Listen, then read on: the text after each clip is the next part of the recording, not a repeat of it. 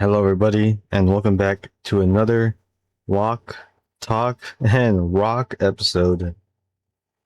And I'm Zion, and today we'll be talking about not really something crazy, but a thing that's actually going to define the rest of the industry for game development and how Microsoft is going to handle, you've guessed it, State of Decay 3 and the studio Undead Labs. So in this video, as I play Phantasy Star NGS, we're gonna go over 5 sections for State of Decay 3.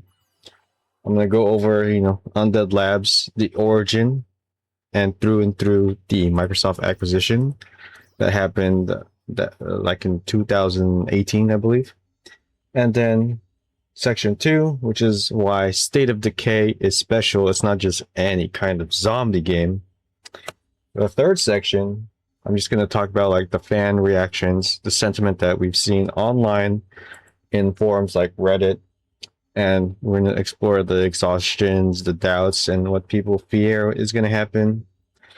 The fourth section, the studio itself, the money, maybe try to dive into some details of their financials and see what Microsoft is planning to do, like hypothesize what's going to happen. And lastly, the fifth section, which is like the release prediction, like is State of Decay 3 actually going to come out? And maybe other miscellaneous thoughts about what I think about the game itself, like the gameplay.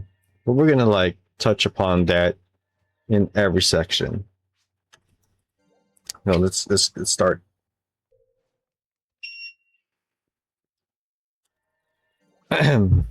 So, if you aren't familiar with the origin of State of Decay, it is a zombie game, guys and girls. It's a really fun zombie game. I think it's rated M, so definitely not for the younger audience. Hold on a second. I gotta actually start walking. We'll just do 2.8 today. A little bit close. All right. So in State of Decay, basically, the first game is kind of like giving you the setting of this zombie apocalypse type of ordeal. And I'm just going to bring up a few zombie games that we've seen over the course of our gaming life. And I mean, there's a lot of zombie games on this, but some popular ones, like Left 4 Dead, Dead Rising, not Dead by Daylight, Dying Light. What are there other zombie games? The Island one, yeah, Dead Island. I guess we can put like the original Rust. I don't know if you remember the original Rust, but it used to have zombies. Yeah, that's pretty much all I could think of, honestly. It was a niche genre back then, and I guess it only really became super popular because of the series known as The Walking Dead. Right. When The Walking Dead was a good series. And in The Walking Dead, you've had this sort of community building style, where you can see all the characters. Everyone had a specific specialty, and you build like a hideout, as you will. And you see that, oh wow, there's so much backstabbing and a lot of politics. And it goes beyond this apocalyptic zombie world. And that's basically kind of the premise of State of Decay series in general, where you find survivors, you make a hideout, you do quests for them, you build like relationship with them, and basically you survive. And I guess that's how Undead Labs started. They were co-founded or founded by a guy that previously worked at ArenaNet. Sorry, I forgot the name. You could just search it up. I mean, I could just search it up right now. Sorry about that. His name is Jeff Strain. And later on, he moved on to State of Decay after working at Blizzard in 2013. So this is during the peak time of, honestly, yeah, Walking Dead, because Walking Dead started in 2010. So he knew, he had an idea. This guy was probably inspired by The Walking Dead, to be honest, and the State of Decay was kind of, it has to be based off that a bit. No shot, no cap. So he created this studio. Maybe it's self-funded or not. And then they released the first title, State of Decay. And honestly, it was great. It had the right direction, the atmosphere. But at times it kind of felt linear because you couldn't really do things. And the map wasn't that big, to be honest. But it had the zombies. It had the atmosphere. You know, when State of Decay first released, I played it. I played 1 and 2. I really liked it. I enjoyed the game because, you know, just the aspect of rescuing people, fighting zombies and all that was cool. And you would always do like loot runs. And this is kind of where the genre seems to, I guess, kind of fail. And I know that when Microsoft acquired this studio, they were expecting more, right? But then when you think of other zombie games on Steam, like not Daisy, maybe like 7 Days to Die and those other zombie games. There's a lot now. There's so many zombie survival games, right? And then you have like Project Zomboid and all that. And they have a lot of mods too. Like, you get to think that what does this game even do differently, right? That other games already do. And I think that's where it's kind of falling apart, because people might be kind of tired of playing these zombie games, not gonna lie. And even having State of Decay 3 is kind of like a niche thing, because from what I can see, not that many people even know about it, but they have a pretty decent following. And I guess it's a kind of niche category amongst survival sandbox games. Because that's what State of Decay is. It's a survival sandbox. And like, oh man, why not just play Minecraft with the zombie mods? You know what I'm saying? And that's gonna bring us to the part of like, what actually makes State of Decay special. So first of all, the main points of State of Decay is the community that you build throughout the game, the characters you're going to find, just a story in general. It has to actually make an impact though, because every character is different, but if none of them can build like a relationship between each character, there's really no point in building like a community or lore within the game. You know, like in Left 4 Dead, each character has like some little backstory, and you do like the map for characters, and they kind of work together on that. It has to be the same way for State of Decay. And in 2, while they did expand more on like the resource management side and the exploration portions of it,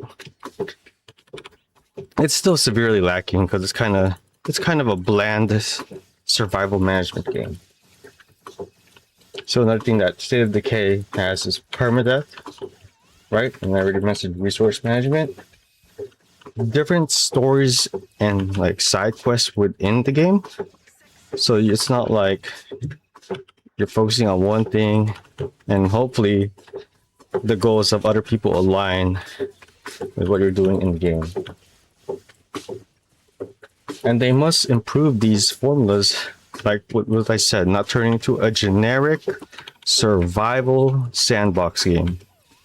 Because there's so many of that. And then we have like other good games, open world games coming out, especially in the Chinese scene, you know, with a lot of pseudo MMORPGs, and then like, I don't know, there's other zombie games too coming out. So let me talk about more of like the technical side. Oh my god, for that part, right, for section 2. So in the game, if you haven't already seen the pre-footage, they had some early alpha gameplay. You have to eat food to survive, medicine. And it's basically like Project Zomboid. You know, you go around, you loot, you do your loot runs, you set up an established base. But I think in State of Decay, I don't know if you have a choice to choose, but I can't really tell from the pre-alpha gameplay. But it doesn't seem like you have a choice of where to set up a camp, and you already have like a pre-established camp that you work on. You can't just like set up camp wherever you want. So that already falls short on like freedom and being set apart from all the other survival sandbox genre games. Like Minecraft, you can basically set up a base wherever you want. Right, but here it seems like fixed location. Unless I'm wrong, you know, we're just going off of the alpha gameplay footage, and then it has very basic base management so far, exploration, combat, and social stimulation. You know, like building relationships and whatnot. So hopefully they will have more info on that, and we get to see more development. So, did I mention the game started development in like 2020? And it's already 2026. And they barely have the core mechanics working. So they worked on the assets for probably 4 years, and it's just crazy to me, honestly, that it took them this long. And the amount of detail, okay, just me, it's not really that mind-blowing or anything. And the gameplay, in my opinion, is very basic. It's not intricate at all from what I was expecting. It's barely bare bones, right? Mind you, the game's supposedly release next year, 2027. So I don't know how that development is going to be fast. But as opposed to State of Decay 2, you mostly had like undivided quests. So you could start a quest, and so most of the time it doesn't even correlate to other characters, and each character that you recruit had their own different kind of perk. So hopefully this one feels more like it really polishes the community aspect and ties in all the characters together. Because while I did enjoy like recruiting and finding the survivors, choosing who I survive, and failing missions and not rescuing a survivor and feeling sad about that, maybe there's going to be more weight to that. And hopefully you can bring like more than 2 survivors alongside your adventure and change their gear, customize their gear and abilities to help you, you know, survive and go on your loot runs and fight bosses. I was reading a comment earlier that there was I'm not sure if this is correct, but there was going to be an added co-op multiplayer feature, which sounds really cool. And I don't know if I saw that in the trailer or the gameplay test, but it would be so cool. Is that it? Oh, he left. Okay. So, like, State of Decay 1, it was really about building the atmosphere and the narrative, right?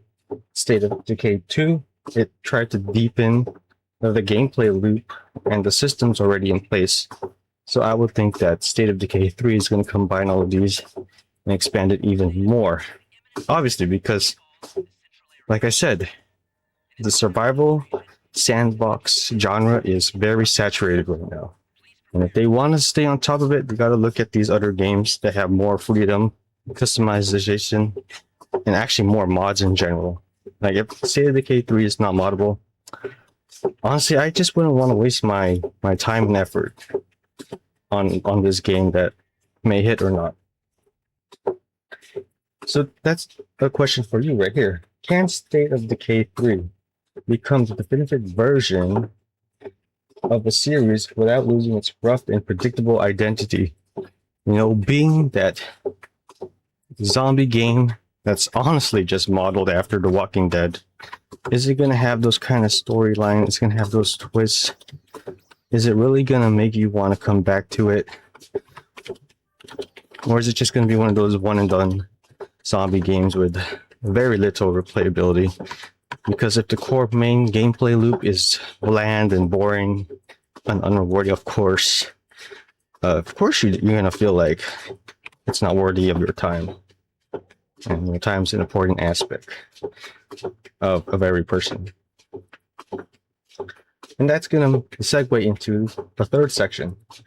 You know, just looking at the fan reactions and how to feel. For the most part, a lot of people are very excited that Undead Labs is even making State of Decay 3, even though, in my opinion, State of Decay 2 wasn't really that well received. And I'm just pulling up some reviews. On most of the stuff, like reviews, it got a 7 out of 10. And I wouldn't say that's a good score, especially for a AAA title. Because, you know, most AAA titles, they need to score at least an 8 out of 10 and above. And like a 7 out of 10 is really cutting it close, especially when it's going to have a sequel. And a lot of the drawbacks with number 2 was like the multiplayer limitations. It was very poor. Like most of the time these days, people want to play co-op together with their buddies. But when you're playing co-op, the campaign is actually just working on one player's campaign, and you have to do it again and again for each of your buddies, which is annoying. You know, I don't really like those kind of games. You know, they should find a way to obviously track each player's progress, and then like have it sync to the point where like, oh, if every person is starting on, then they should just use the least person's progress, if that makes sense. So like if you're in a party and the least person hasn't even got to that point of the campaign, then they can all start at the least person's campaign so that it doesn't jump ahead to another player's campaign, which is ahead of everybody else. You know, that way, even though you have to replay your new friend's campaign, once you all get past to the point where you're all synced up together on the campaign, it will progress as normally as if you were playing by yourself, and everybody's happy. Everyone's a happy duck, right? I think that's the safest bet and the best way to program that kind of edge case or scenario. That even makes sense. I don't know. And then the other drawback is the repetitive grind, you know, having to find fuel, having to find food just to survive for the next days, and planning your, you know, excursions out in the wild and fighting zombies. I mean, that's pretty normal. And repetitiveness is boring, just like real life. You know, you got to go to work. You got to work every day. I mean, for regular people, for like real people that aren't privileged, you know, we have to go to work, then we have to cook our food every day. We got to go to work every day, wake up, go sleep. You know, it's just sleep, eat, work, sleep, eat, work. and that's the kind of life they made for us, similar to like State of Decay. It's basically the same, and it becomes like more of a chore. But that's the thing, video games are supposed to be fun, and that's the thing that's missing in a lot of games these days. Like, I don't give a shit about the daily quest, the weekly quest. Like, holy shit, that's not fun. When you turn your game into a chore just to log in hours for attention, I'm gonna instantly lose interest in your game, because if it's not fun, I'm just not gonna play it. It's that simple. There's plenty of other games that deserve your attention and your brain or whatever, and then having to play or force yourself to play a game that is not fun and has a boring and not thought out gameplay loop. And there are some games that do this well, obviously, like Minecraft. Minecraft has a nice gameplay loop, right? Basically, you can do whatever you want. And honestly, that's the kind of level and dedication I would be expecting from State of Decay 3. Because this is State of Decay 3. They already had time to experiment in 1 and 2. Like, 1 was good because it was new. It was during the time of when zombie shit was so popular. You know, Walking Dead, The Last of Us, and all these other South Korean drama shows with zombie stuff. And just zombies in general. Like Train to Busan and everything. And that brings us to a little part about the visuals. When I was watching the early alpha gameplay for State of Decay 3, the visuals, I mean, it's not, this is what I'm saying. It's for like over 5 years in development. It's not even like good. I don't want to undermine people's work here, because I know 3D environment artists and 3D work in general is kind of time consuming. But honestly, it's kind of mediocre and what I would expect from a AAA studio. But I'll give them a pass because they only have like 100 employees. And for a game that is going to have this many features, that is quite the undertaking, I would say.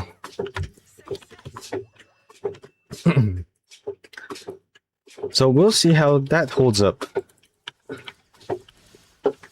I don't think there's going to be any change to the direction of the art style and the graphics of State of Decay 3.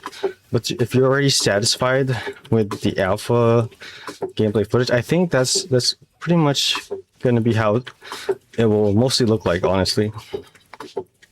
Because it would cost too much more money to spend on making new assets, and they already spent like 3 or 4 years just making the core assets for the game. So that would be very bad, knowing that they're on this financial hardship that they're facing right now, you know, with Microsoft and just in general, you know, with layoffs right now and everything, the economy not doing great. You know, I just feel like everybody's having some financial strain except for the market makers, you know, the economy makers. They never face the kind of struggle that us people, you know, basically the players of the economy will ever face. So take that with a grain of salt. And with that, I mean, I didn't really talk about the reactions of the fans, so let's do that. Because when I was reading the comments, everybody was pretty ecstatic, and of course, people are worried if, you know, I guess Undead Labs doesn't receive more funding, the studio will shut down. But like, here's the thing, guys. Microsoft is a $1 trillion company, and the last time I checked, you know, Undead Labs can definitely survive with less than $1 billion. So think about that. Microsoft is $1 trillion. You know how many billions that is? It's like 9999 billion. So I'm sure Microsoft, like, I don't know why Microsoft is having to do this to their own bought out subsidiary studios. Like, let's say the average employee is paid like I mean, they probably make good money, I guess, maybe 100K to 300K. Microsoft can definitely support the development of Undead Labs. But then here comes the real question that I've been talking about, like, is the studio gonna make that profit though? You know, let's say they already spent at least, I don't know if they spent more than Rockstar has on GTA 6 and they have in development for State of Decay 3, but let's just say they spent maybe approximately 500 mil. Is the game gonna make 500 mil back and more? Because, you know, with investors, it's just so sad. I don't know why we live in this kind of a design. You know, they have to always make 2 to 5x the original investment, you know, and that's what makes a business successful. You know, it's not just like money laundering all the time and nepotism and favoritism, you know, and turning on the Federal Reserve printer. We don't get any of that. I just don't understand this economy. It just doesn't work, in my opinion. There's just nothing good about. I don't have anything good to say about the kind of economy we live in, and especially the global health of the economy, when most of it is artificial and not even fair and truthful. I don't really have anything to say about that. But let's just go back to the point of what I was talking about. Like, right now, State of Decay 3 just looks like a generic survival sandbox game compared to what's already on the market, right? And the other hard part is it's not marketable to kids. See, and I don't know about you, but lately it feels like every goddamn product right now is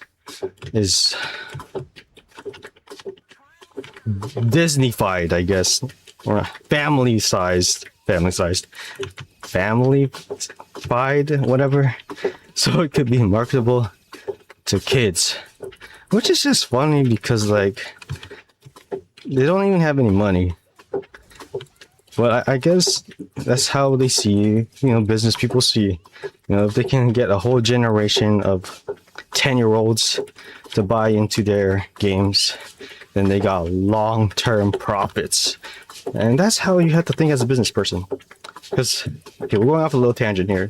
Let me just talk about this one real quick. So you know how in most of our generation, we grew up with Call of Duty, you know, like Resident Evil and Pokemon, right? But we were exposed to that at a very young age, like 5 years old. And there are some of us that still buy their products, and most of them are like in their 40s now. Do you see how that business is? The passive income, the amount of diehard fans.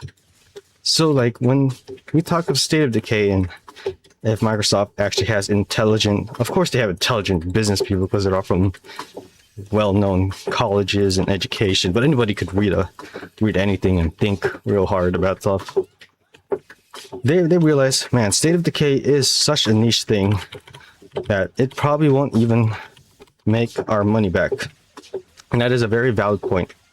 Unlike Minecraft is already easy to market, and Microsoft knows this. That's why they be pumping out a shit ton of Minecraft shit, because not only can it sell to kids, it can appeal to adults in some way.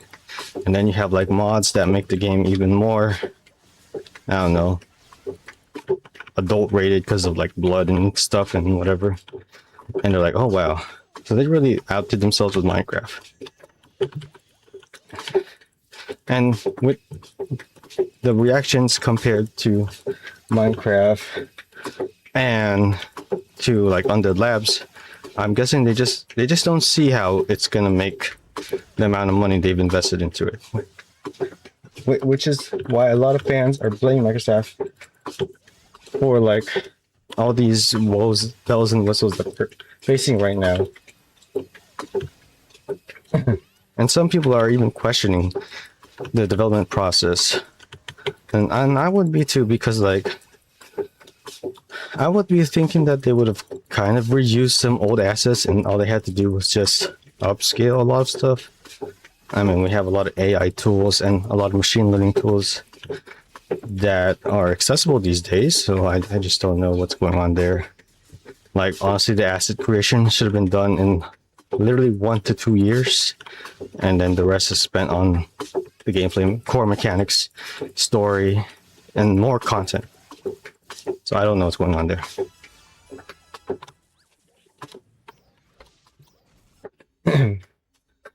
So a lot of fans disagree with the ambition, and a lot of fans are probably wondering, like, oh, they might have to break the game up into like DLC portions just so that we can get the full experience later on.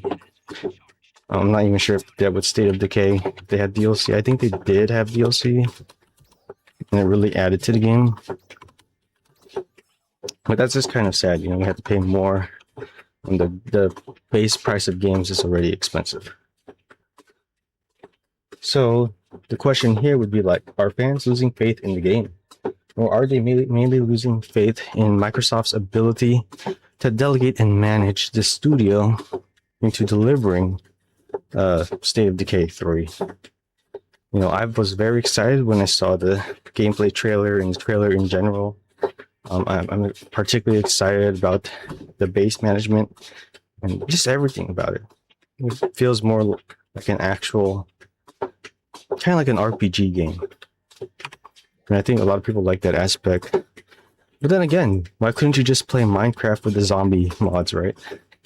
It's cheaper, and the sky is the limit. So now we're moving on to section 4, the studio itself, the money, and the threat of closure. So if you haven't seen all the headlines and stuff, Microsoft is of course struggling to keep this studio afloat right now during the midst of the development, which doesn't make any sense, right? So what I'm saying is that when Microsoft acquired Undead Labs, they already had just released State of Decay 2. So obviously the financial people in Microsoft, like, dude, Microsoft is paying these people like $300K, $400K. They could have just paid me, guys. They could have just paid me. I would successfully handle that development and launched State of Decay 3 in 3 years. Like, who knows what these young people, or, you know, nepotism, favoritism bullshit. It just boggles my mind how there's people in this world that maybe it relates to you too, that maybe you could have done it better, yet we have someone else that's making 6 figures and barely gets things done. But that's okay, because now this makes room for a lot of indie studios to take the floor. And that'll be like towards the end of the section. So when Microsoft acquired Undead Labs, obviously they had to plan and budget how they're going to make State of Decay 3. Because that was the next thing. Naturally, that's the next thing that's coming, right? And I'm pretty sure they were happy and all that. And the founder literally quit his own studio. So they definitely had some internal ideas and squabbles during the time. Probably Microsoft wanted something that wasn't on the plate, wasn't aligned with the overall vision of the past co-founder. And I'm guessing that's where most of it failed, is with the mismanagement of Microsoft. So you can just go on LinkedIn and look at the current management of Microsoft and how they dealt with their subsidiary studios. And if you're looking for people to blame, I don't want to say you could blame them, but man, who else are you going to blame? At the end of the day, it's just a lot of minor mistakes built into this catastrophe of what State of Decay 3 and Undead Labs is about to face.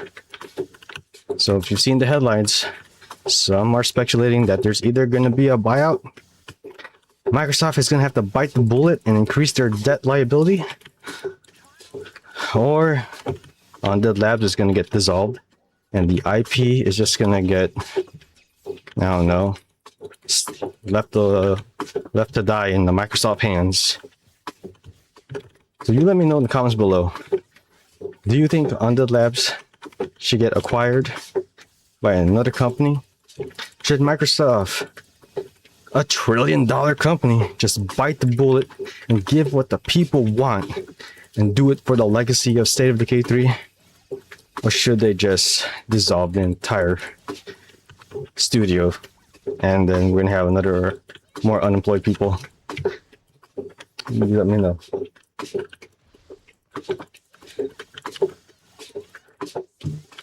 So I don't know how much Microsoft actually has spent, but for a mid-sized studio like that, and it has pretty moderate success, I'm guessing it's somewhere in the high millions.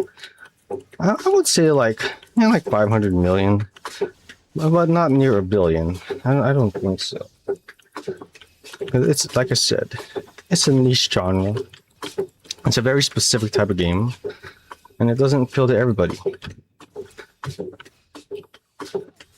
And judging from the reactions of like the trailers and stuff like that, here's the sad part. If they have a marketing team with a brain, most of the videos don't even have 1 million views.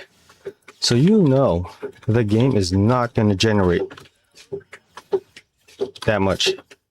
I mean, compared to the amount of money they had to be invested. And like I said, business people love to see at least 2x or more for anything to be worth their time, you know. Like if they spent 100 mil on making the game, they want to at least make 200 mil, you know. And if they're not, they're just breaking even. It's literally, from a business standpoint, you know, I don't like business, okay guys? I hate business. I believe in unconditional love. Nah, it doesn't make sense, but I just don't know. I don't know why I don't. I just feel like if you're gonna do something, you have to do it because you want to do it. But you're gonna have to do something because of the lack of funding, and even though you have the funds and there's not good prospect, it's like marriage, you know. You don't marry a girl or a husband because of the future prospects. You marry him because of like all the things that make you whole, I guess. And like, I feel it's just not a very, is it a holistic approach? I forgot that word. I forgot that word. Not holistic, idealistic. It's not very idealistic. Yeah.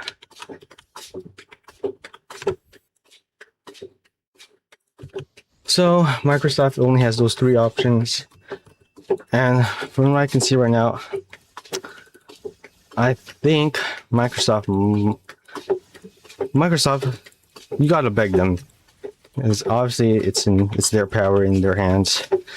But man, you gotta beg Microsoft to hopefully keep the development going.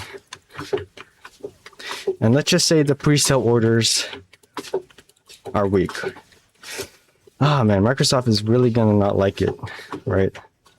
But the fans will be happy, of course. You're gonna have a new AAA zombie game in already saturated survival sandbox genre. And that's all there is to it, you know. There's not that much demand, and it's very evident in the content for State of Decay. But it's a very unique series, I guess. If I had to think about anything, I mean, because we're not getting a Left 4 Dead 3, sorry, Left 4 Dead 4. I forgot which number we're on now, but the latest Left 4 Dead, okay? So the question here is Undead Labs gonna fail? Or is it just being judged by its financial expectations set by, you know, corporate Microsoft? Because at the end of the day, the sales speak for itself. And if the sales are weak, that means the franchise is actually not worthy, sadly. But, you know, Microsoft should have done this research before acquiring them, because, like, it just doesn't make any sense. And that's the thing that I've been noticing about these big companies, right? They're so afraid of competition. They're buying up all their competitors. But they don't really think about or analyze, like God, and these people are getting paid more money than me, and they just don't have that basic critical understanding, thinking skills to, what's that word, to carefully break down and understand the implications of what's to come for most of the game studios. I mean, it's a tough market right now, and obviously gaming is saturated. It is saturated, everybody. I'm gonna say that. And Microsoft only had one job to do, and just like fund the hardworking people. And things happen, right? This is during and after COVID. Very tough time for many families across America, across the globe. So it probably impacted some people's ability to work efficiently. You know, it's just horrible times right now. It's just horrible times. Anyways, that's going to lead to the final section. My release prediction, possible buyout, what Microsoft should do, and just more of my thoughts in general about I was mentioning before about how the gameplay is going to pan out and what people can expect in general. So the official release window is somewhere in 2027. But gee golly oh jive, sorry, I don't know how to say that. You know what's already out? You guessed it, GTA 6. So like, when Microsoft is going to release State of Decay, an already niche product title, and there's GTA 6, what do you think people are going to play, guys? State of Decay 3 or GTA 6? Use common sense here. If I couldn't, I should. I would play GTA 6. Deadass, okay? And right there, many people are going to be focusing their time onto GTA 6 instead of this random niche zombie game called State of Decay 3. That's just the honest truth. And I'm guessing this is where Microsoft is kind of foreseeing that. There's just so much competition. But competition's good. To a certain degree, unlike these corporate cartels that are forming these days, especially with price gouging. Come on, guys. We all see it. It's literally happening right before our eyes. So, yeah. The sales are going to be really low when they're going to compete a bit against these big bangers, right? And like I said, who's going to stop you from playing Minecraft with zombie mods? Or they're going to release the game, and then after that, the studio is going to be bought out and dissolved. And I mean, you're just going to get whatever they give you.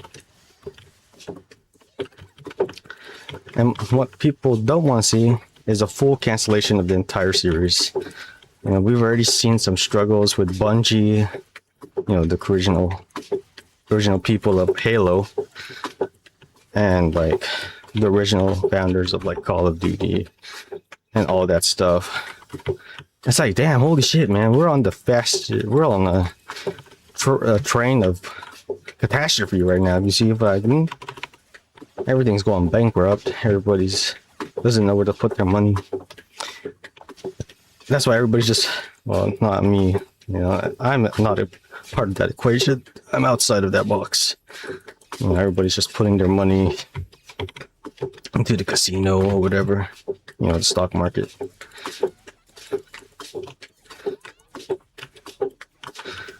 But that's where it's most likely headed. I mean, if you think about it, life is a casino because we're all trying to make the right choices, and hopefully we get lucky and it's the right choice, like a casino. You know, you want to play the correct slot machine, so your odds of winning is high. But I guess for many, it's the wrong game, wrong time, and wrong strategy. So we're all just trying to survive. But yeah, my thoughts and opinions is that Microsoft should just follow through, you know, bite that bullet. Bite that bullet. You know, let's just give the studio the chance to release State of Decay 3 and let them release it. And then we'll see from there. They better release it with everything. No DLC in plan, because let's say the sales numbers don't hit, it's gonna fall flat. And if they have DLC planned in that pipeline, it's not gonna sell well, and it's already a lot of money wasted anyway. So like, if they're planning on DLC, just put everything you have, like what Larian Studios did with Baldur's Gate 3. Baldur's Gate 3 could have easily made all those side stories DLC, dead ass, but no, They put everything into this one game, releasing a full title with everything. That's how it should be done. That's how video games are supposed to be done. Like, let's say you're a billionaire and I'm gonna make you a private jet. You know, you expect everything, but nah, you're gonna have to pay me $1 million subscription every month so that you can even turn on the damn private jet, because it has to check if you're subscribed to our autopilot system, you know, and maintenance system, whatever bullshit. And people are just gonna find out how toxic. See, that's the thing. It's a toxic economy, a toxic corporate culture, toxic USA, toxic G7. And that's literally what State of Decay 3 is about, toxicity. And that's why we're going out there rescuing people, surviving in a toxic world, and then we're building the community of people. And then you're just gonna get backstabbed, you know, like in Walking Dead, everybody basically gets backstabbed. Holy crap. It just made me realize, like, holy crap, life kind of sucks. If these are the kind of people you have to live with. Like, can you imagine? You're just born in a world, and the baseline is like you need to lie, cheat, and steal just to survive. That's horrible. That's a nightmare, in my opinion. And I don't know if that's going to be like a main theme in State of Decay 3, but that should be. And that's how we build the right community on the right terms, the strong foundation. Oh man, no one likes to talk about ethics. Ethics, okay? So anyways, that's the last section. So the final question is like, so what do you think? Will State of Decay 3 actually be released and might have to compete with these other bigger AAA titles and gachapon games, big gachapon games from China coming in hot? Do you think Undead Labs will have another 1 or 2 years left in them and let the studio release their final game? This is probably going to be the last game, honestly, because it's a very niche genre. Deadass, it's a niche genre right now, and gaming is that genre is saturated right now. Oh yeah, that's pretty much it for this Walk, Talk, and Rock episode. So we explored, you know, State of Decay 3, what I think is going to end up happening. Also, what I think is going to happen is they will release the game. Like, they have to. I don't think Microsoft is going to dilute the studio, because they will at least make some money back. If they release the game, let's say they recoup, you know, maybe 50% of their losses. That's better than diluting the entire thing and writing it off. You know, it's better to just continue with the loss, and then, like, just give the fans what they want. You know, we want State of Decay 3.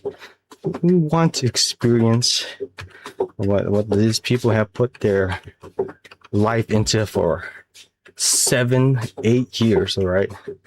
Can you imagine 7-8 years of progress down the drain because a $1 trillion company doesn't want to make more sacrifices? Like, $1 trillion, guys. I don't even have $1,000. I don't even have $10,000, $100,000. I don't even have $1 million. And every day I'm waking up making sacrifices for nothing. And Microsoft can't do the same with $1 trillion. Bro, this shit's cooked. This economy's cooked. The $1 trillion company can't even come or provide for this baby studio called Undead Labs. It's about to be a dead lab. All right. So yeah, that's it for today's video on Walk, Talk, and Rock. This is episode 3 or 4. All right, I'm not gonna keep track. I hope you have a fantastic weekend. I'll do another one before 4th of July. Oh man, 4th of July is soon, and people are going to Anime Expo. And I'm also working on my backlog of recorded videos, so just give me some time. I like doing these Walk, Talk, and Rocks. I just like yapping. and walking and rocking. And I'm your host, Zion. See you in the next video, so make sure you leave a comment.